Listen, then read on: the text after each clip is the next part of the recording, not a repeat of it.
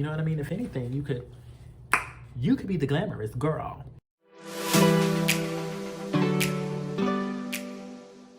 Welcome back to XOMO.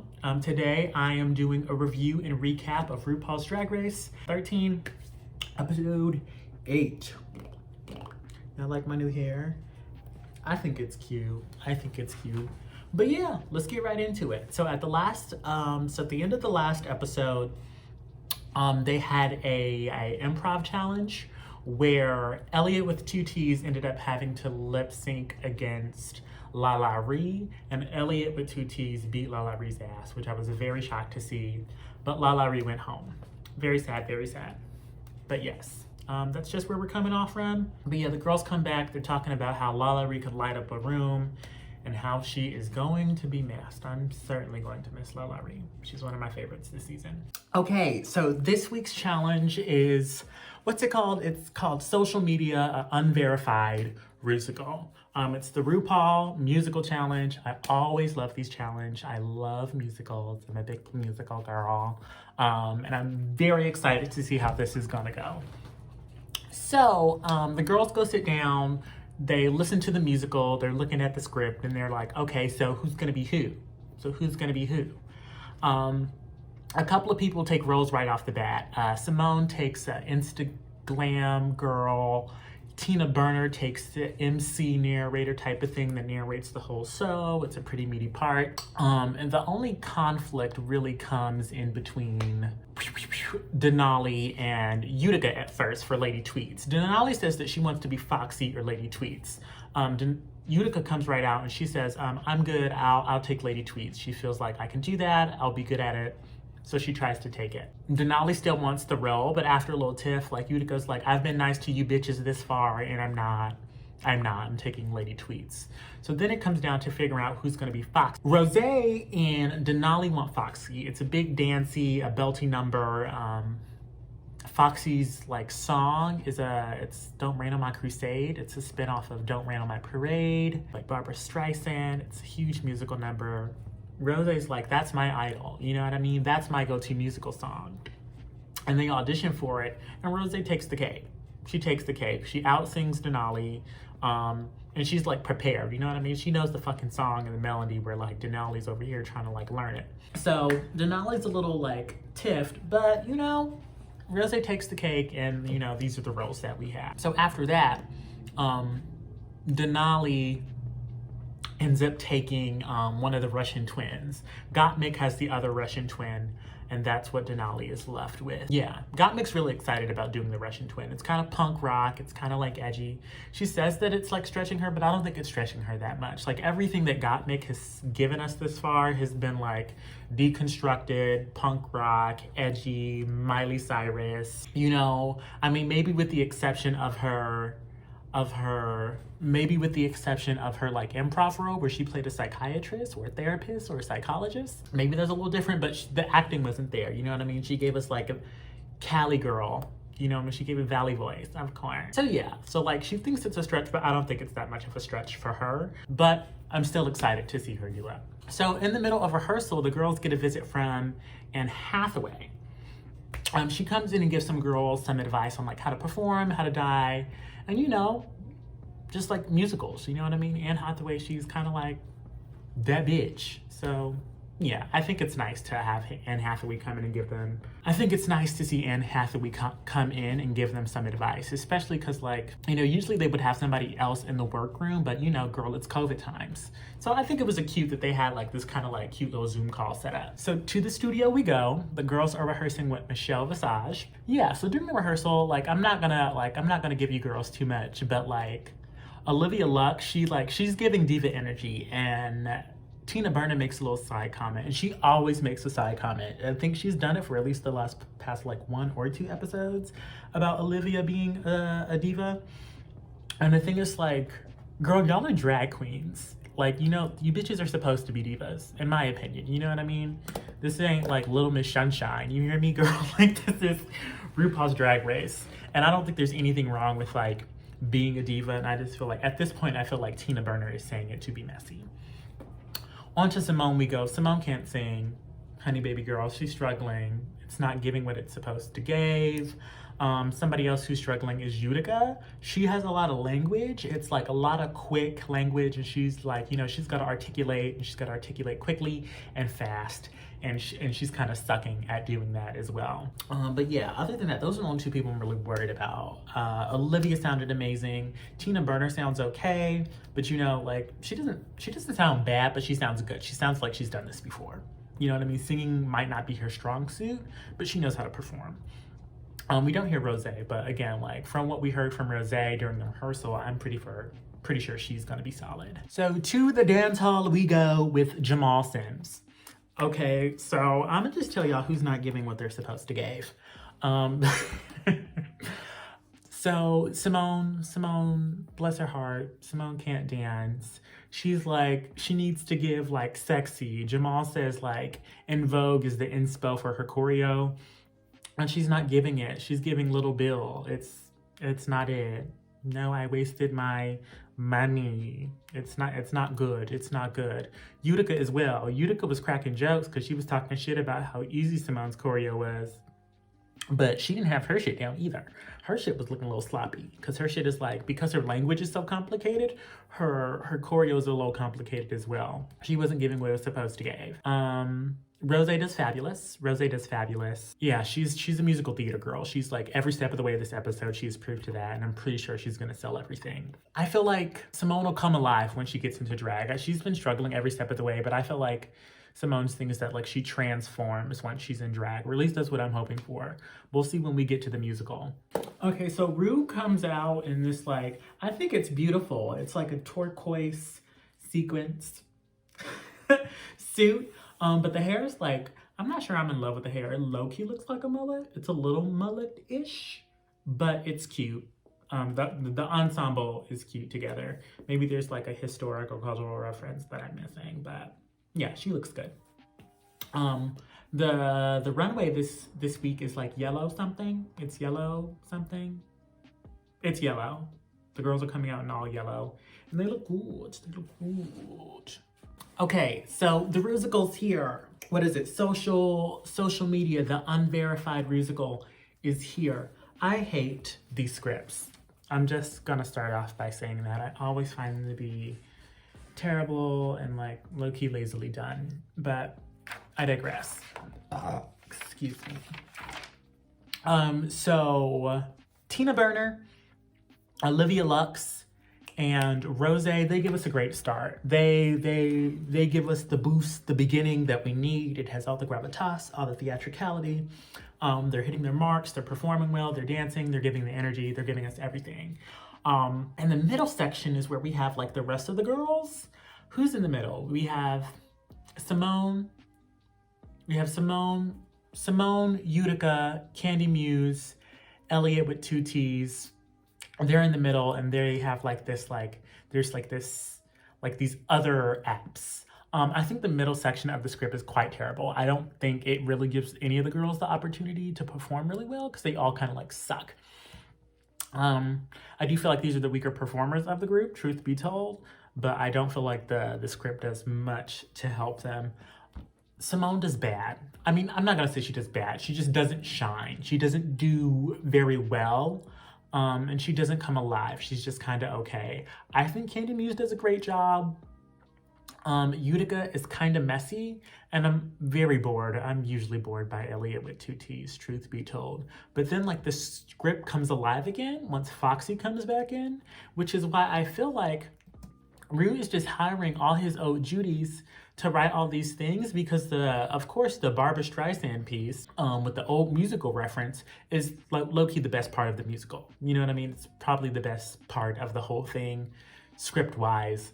And Rose shines, you know what I mean? She's great. She is really like born to do this, and she does a fabulous fucking job. Another part that goes really well after the Foxy bit, it's the Nikita Nakasha, but you can call it clickbait bit with Denali and Got Mick, and that was fabulous. That was a really good part. I would definitely say that that was my favorite part of the musical, right after Rose's big musical number. They did a really good job. It was energetic, it was exciting, they captivated me, they had all my attention. And I think that The three of them were probably my favorite performers of the musical. Rose, Denali, and Gottmik. Even when Denali and Gottmik, like, cause like they didn't come in until maybe like the last quarter of the musical, but like in between when they had their little bits, they were giving us theatricality. Like Denali was giving us backflips and she was playing like her little like piano thing. Gottmik they were giving us like energy, and they were really trying to steal the show. They did really take that advice from Anne Hathaway to heart. Yes, they did do that. But yeah, but then it ends. I didn't hate this. I think that the beginning and the end of this musical were well, but the middle, it just like lost its flavor. Because another thing, they had all these old like musical references. I mean, like old social media references from like, I don't know how long ago, but maybe like 10 years ago. And I was like, who wrote this? Girl, there was like nothing really current. The only thing that was probably maybe a little bit current was the TikTok bit, but it was bad. It was, I'm not gonna get into it. I'm getting upset just thinking about it. Okay, so first up, it's a yellow runway look. Okay, so first up we have Tina Berner, and she gives us this glorious, gorgeous, taxi look. I really like that, like her boobs are the headlights. I think it looks cute. She likes it. Of all the looks I've seen this night, it's not my favorite, but she does look good in it. Up next is Olivia Lux. Olivia Lux looks stunning as always.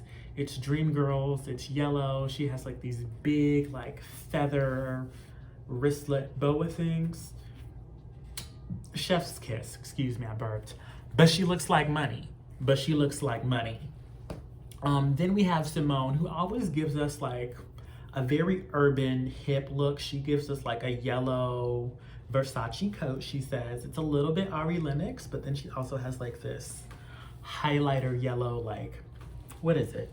There's like a thigh-high boot with suspenders. It's very cute, very cute. Utica gives us another quirky number that I'm not exactly in love with. It looks good. It looks very much like Utica, but it isn't my favorite work I've seen from her. Candy Muse gives us a Beyonce nod, which is like a tribute to Oshun. She looks good. She looks fabulous. I wish she had the bat, because she said it was from the Beyonce music video. I just need the bat. I just need the bat here with you. But she looks great. She looks great. Elliot with 2 T's, she gives us another taxi look. I like her taxi look a little bit better, but I only like it a little bit better because she has a little cute surprise on the inside of her jacket. I'm not even trying to give it all that, but next we have Rose, and I'm tired of seeing her in this like silhouette. It's kind of like the same silhouette. It's like, I feel like the construction of all her pieces are the same. You know, at least in the front they are.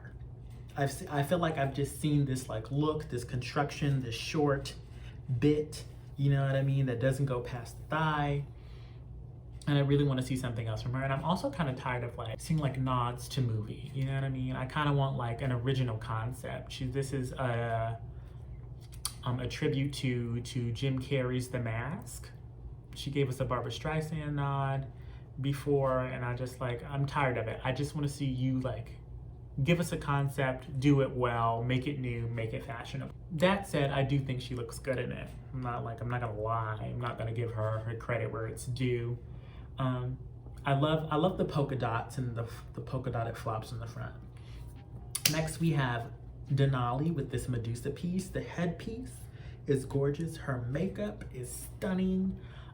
It's a sequined bodysuit with like it's a boa constrictor. It's still not my favorite. It's not my favorite. It's on, I think if I'm actually looking at the looks on the runway tonight, I think hers and Utica's and Tina Burner's are my least favorite.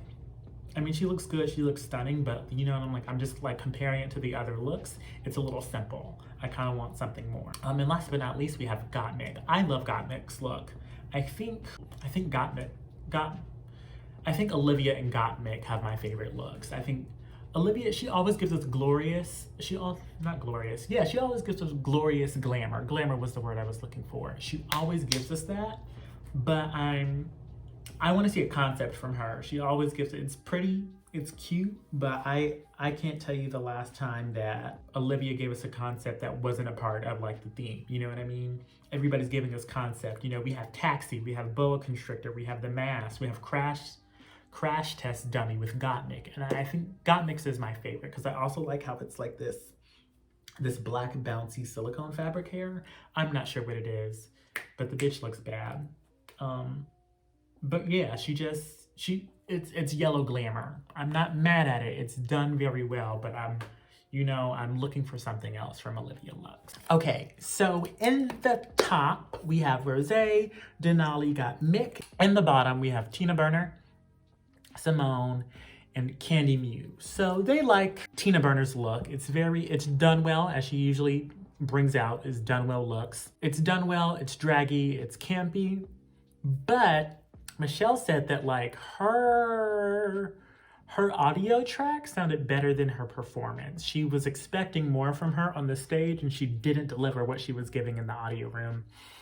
And then also at the end, they clocked her because she kind of stopped lip syncing before she died. I didn't notice it until she said anything. I kind of thought that she was making a bit out of it. And she said that she didn't notice herself or she didn't clock herself doing that. But once they played it back, I saw it. But yeah, they didn't like that shit and they ate her ass up for it. Simone didn't deliver in any type of way. They said that her look was good. They said it was a statement piece. It was cute. It was fashion. But her performance was bad. You know, they said that she came out and apologized for not having a good audio track when she should have came out and just sold them on what the fuck that she was doing. She was like, she should have came out and been the baddest bitch. You know what I mean? She was the glam girl. You know what I mean? If anything, you could be the glamorous girl. But yeah, it was sad and they were disappointed in her work. Candy Muse, they said that Candy Muse, it was kind of sloppy. It lacked precision were some of the words that they used, which I like once they pointed it out, I kind of agreed. But still, I felt like she sold it and she came to perform and I actually liked what she did. I disagreed with her being there. I would have put Elliot in the bottom. Elliot bores me. I'm sorry. She danced well, you know what I mean? She danced and she danced well, but like as far as the acting goes, I felt like she probably got some of those notes where she was sloppy because with her flashlight was not always on her face. She needed to have it like under her face so she was lit well, or she needed to have it right in front of her like this so that like the light was on her and we could see her. A lot of the time I did not see any of Elliot's face, and her dance moves were cute, but like acting wise, even though I couldn't see her, it still felt sloppy. Moving on to Rosé. Rosé was in her element. They loved seeing her. They said that she looked like she was born to do this. Michelle Visage said that her look was orange. It looked yellow to me, but she said, "Why is it orange?" She was like, "It's a warmer yellow." Anyway, they loved her. They ate her the fucked up. They said she was a boss bitch. Up next, Denali. They said Denali was fucking exciting. She came out and sold it. Gave us 10s. Ross made a comparison to when you go see a Broadway show and then like there's the supporting character that comes in and breathes life to the play and you're so excited to see them. That was the comparison they gave to Denali and I agree. She was great. You know, she did fucking backflips and shit. You know what I mean? And she was full out. Michelle Visage said it was cartoonically perfect, which I agree. It was good. It was a very good performance. And then they also loved Gottmik as well. They kind of compared Simone to Gottmik in a way because Gottmik was also struggling and she wasn't sure or confident on how she could do it. But Gottmik said that like, because of Jamal was a great teacher. She gave much of her credit to Jamal. She said Jamal was such a great teacher that she was able to do it. But yeah, but she came out and sold it. And I think she kind of just like let go. I feel like I'm not sure if this is what happened, but this is kind of where I saw like Simone judging herself during the process and on stage, where I feel like Gottmik was like, all right, fuck it. I'm here, I'm gonna do the fucking thing, I'm gonna have fun with it and just go the fuck off, which is what I wish Simone would have did. Okay, girls, so Rosé wins, which she rightly deserves. She takes that $5,000 cash prize and walks right on back. And the very bottom, we have Simone and Candy Muse, and bitch, I am heartbroken. It's like sad. I'm scared. I'm worried. They end up lip syncing to They end up lip syncing to Boss by Fifth Harmony. It's a great song. And truth be told, they both give it their all, and it's a really good lip sync. You know what I mean? It's a really good lip sync. I like both of them. It like, part of me feels like there's not like a competition there. They kind of look like sisters sharing the stage. But it doesn't take away from the stakes or the excitement of the lip sync because they both like serve and give it their all. However, Simone ends up winning, and it's heartbreaking. And she says bye to Candy Muse. And when she's saying bye, it's the longest like 90 seconds of my life, I'm telling you. It was very much giving, please let us stay, let us stay, let us stay, let us stay. It was sad. And then like RuPaul tells Candy Muse to sashay away. But, bitch, on the way out, RuPaul's like, stop. I'm not ready for you to go. And she gets to stay. And I'm like, okay. So, I don't think it was a double Shantae, you both stay. I think Candy Muse lost. Because later on, the girls were calling it like a bubble Shantae, you stay. I don't think that's what it was. Because when it happened, last time I remember it happening was with Evie Oddly and... Brooklyn Heights. They both like fucking killed the lip sync, and there was like, both you bitches gotta stay. Whereas I feel that Candy Muse lost. I could be wrong. I could be messy.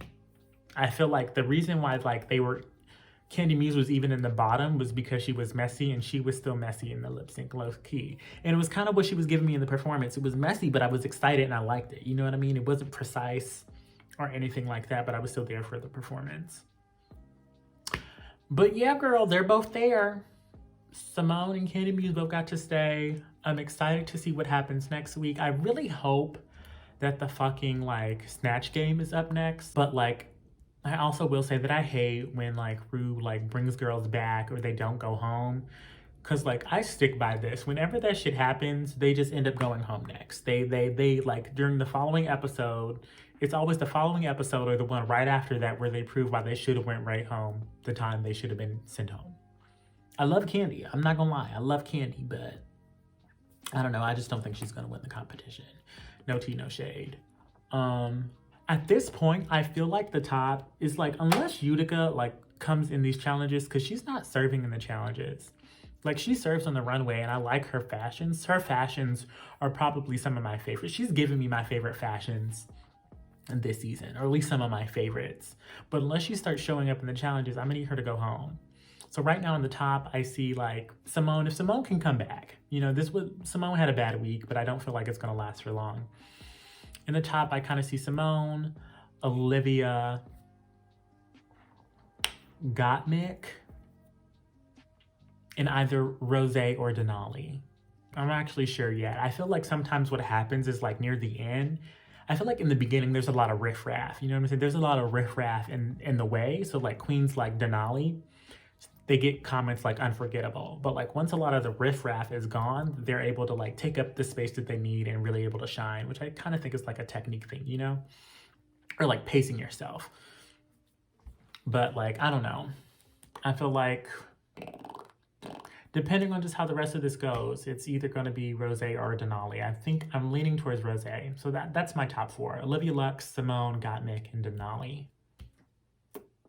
No, I'm sorry. Olivia Lux. My top four at the moment is Olivia Lux, Simone, Gottmik, and Rose. That could possibly be switched out by Denali. I can maybe see Utica taking Gottmik's place. But yeah, I'm gonna leave it there. Thanks for tuning in. I love y'all. I mean, thanks for tuning in. Do I love y'all? Yes, I love y'all, girl. Not me second guessing the love. But thanks for tuning in. Thanks for watching this with me. Let me know how you feel about this episode. If you agree with my critiques or if you feel some different type of way. Don't forget to like, comment, and share this with a friend. If you liked it that goddamn much and you made it to the end, girl. But all right, I'll holla. Till next time. This is XO Meaux. Bye.